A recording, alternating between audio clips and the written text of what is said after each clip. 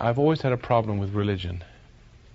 And I was reading Thomas Paine the other day. He had a problem with religion. He was, I think Teddy Roosevelt called him a damnable atheist, and he really wasn't. He was the author of two revolutions, the French Revolution and American Revolution. He was a very wonderful man, and a very bright human being, very misunderstood, died in obscurity. Looks like I'm going to die in obscurity by the looks of these crowds here. Broke too. But see, Christianity is also lighthearted. We don't have to be somber.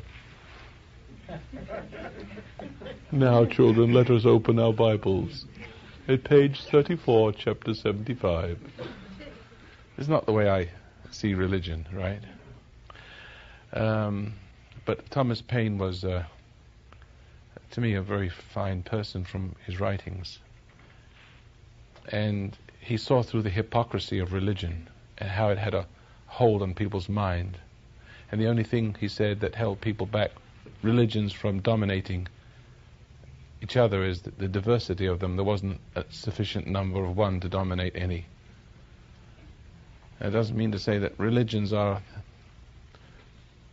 well, that we didn't have the democracy. We didn't have the democracy. He didn't have it then, and we don't have it now. The only thing that keeps people from each other's throats, there's too many different groups. None of them big enough to dominate the other.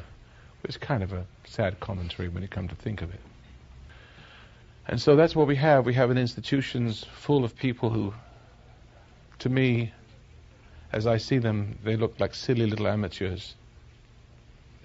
And they are all, appointed by committees, and they go through their various seminaries, and they get their little piece of paper, and therefore that gives them the right to teach and lead people. They're institutional Christians is what they are. You don't want to put me as your preacher, and this is your church, and therefore you belong to this church, therefore you're okay. See, this church is, the reason why not many people are here is because this church says you're not okay. And I know you think you are because all the other churches have told you if you believe in Jesus, you're okay. And I have a problem with this sort of belief. There's two ways you can believe. You can believe with your heart, with your subconscious, your animal mind, your suggestible mind. And then you can believe with your conscious mind, your spiritual mind, your soul. And they have two different belief systems. You see, and so you can be very gullible and believe anything that people say. And the Christians make fun of me when I talk about that, when I say, well, how do you know that Jesus Christ is the Son of God? And how do you know that He came to earth to lead us to perfection and to salvation from our imperfection? How do you know? Well, their preacher told them. But how do you know the preacher knows? See? How does the preacher get to know what he knows? Well, he read it in a book. Well, from that basis, you can put anything in a book, and anything could become religion, and that's not Christianity.